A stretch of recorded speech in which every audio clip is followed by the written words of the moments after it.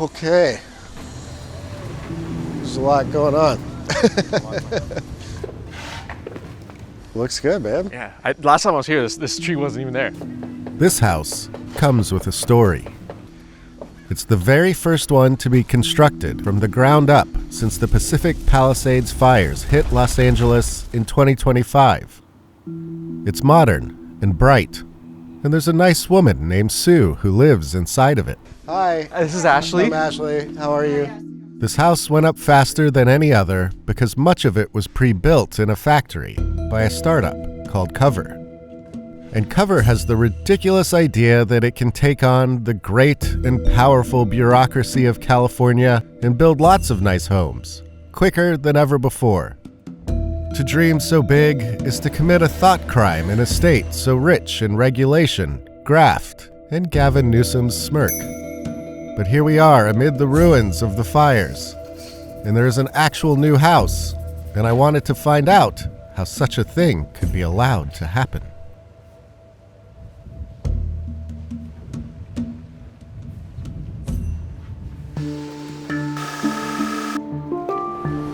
This is the factory. Yeah.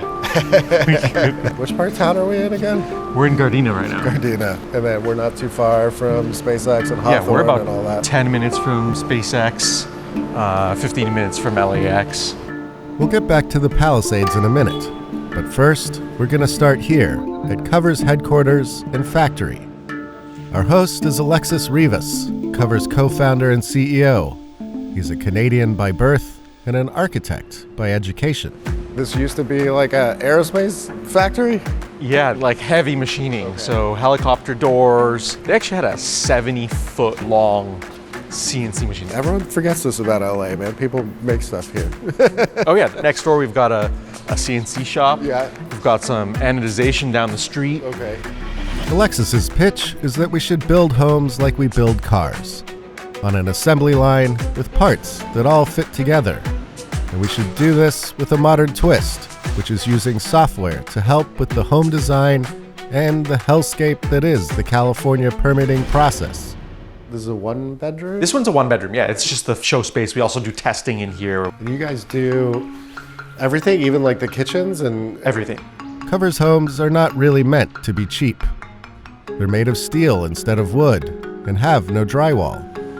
You're limited to a certain set of finishings, but those finishings are high-end. How long would it take in the idealized world to make this? We did build this exact same one in LA. We got permits for it in a month. It took 45 days to build, including the foundations, including like hooking up the sewer line and all that. Yeah. And one of the cool things, actually, you can kind of see it. We make ceilings that just kind of click in. Yeah. You run the electrical, the plumbing through there, and you can easily service it. As opposed to everything being shoved in the wall and screwed in and spackled and painted. And then if something ruins, or you just want to add a new wiring, you've got to rip a hole. I mean, that's construction. Yeah, yeah. It's kind of insane. It's nice, man. Super modern. We've been prefabbing homes for a long time, and it turns out that they don't appeal to that many people. And there are several disaster stories about startups that have tried new takes on prefabbing and on modernizing home building. As in, this is a genuinely terrible business to try and get into, for myriad reasons. Alexis, though, is a sadist, apparently. He's convinced that these companies went about their prefabbing all wrong. They either got too big, too fast, or they focused too much on trying to build entire homes. I looked at other companies that had tried to build homes in a factory. A lot of them had a set of pre-designed models, and you pick one of 5 or 10 or whatever it is, and it just doesn't work well for that property or that person's preferences. Well, the thing that you need to scale is not like the whole home as a single layout. It's the panels, the Lego blocks. Then how many of those you put together doesn't really matter. Yeah. When you lay all this stuff out, how many options do the people have on how they want to arrange different things? It's practically infinite. You can do a courtyard, you can do an L shape, you can do an S shape, U shape. Okay. All 90-degree angles. Yeah. Right? But any kind of layout. Yeah. Is that the These roof? are floor panels. Floor panels. Yep. Okay. So we offer wood and vinyl floors. Okay. It's an entirely steel structure. And from a seismic performance standpoint, from a fire standpoint, and then also from a manufacturability standpoint, like steel is just great to work with. So you're getting this sturdier house. You're getting a better house. Yeah. Termites aren't going to eat it. What are those? Those are our roof panels. Roof panels. Yes. Okay. This has the plumbing in there. This one has the plumbing in it. Okay. Fenestrations, So windows? here, this is the fenestrations, yes. So windows and doors, they're aluminum, right? So that's the kind of thing you see in higher end homes, aluminum windows and doors. Okay. So this is the kind of thing that, on site, you'd have to get on a ladder to do this. You're talking about, something that's like 10 feet up. Here it's on a table at a more ergonomic level. Yep. And as we go faster and build more, we can invest in tooling to make 10 times as many homes on the production line. Right. You'll see there's like not a lot of automation in the factory. We're still very much at the iteration stage and scaling that iteration before like investing in heavy automation. So there's some future where you could have 100 of these laid out and something's caulking them all. Yeah. With V1, we delivered a few dozen homes. Out of this space, we're going to get to hundreds and then go to a much bigger factory. Heavier investment, heavier automation, and that's when you get to thousands of homes. To see an actual cover home in the wild, Go to the Palisades. Let's go to the Palisades. we hopped in Alexis's Tesla, of course, and headed for the Palisades.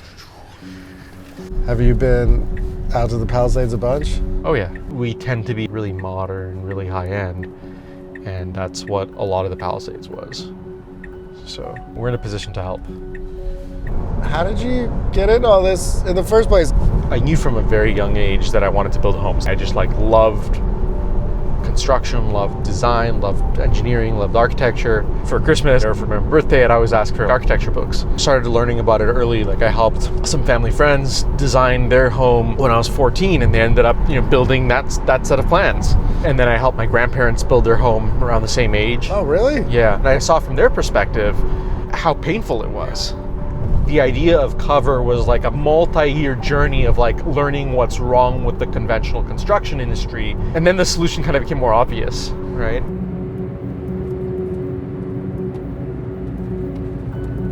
Is this like, I've never actually been to the Palisades. Yeah, this is where the it Palisades. I see these They signs. let us burn.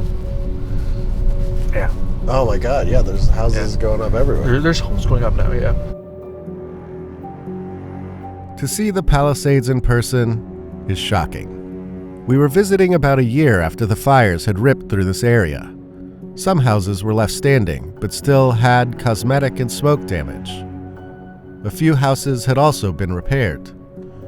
No one except for Cover, though, had managed to do a complete rebuild. Gavin Newsom naturally found a way to take credit for the feat. The real star of the show here, though, is Sue. She's a longtime Palisades resident who was kind enough to let us into her home for a peek.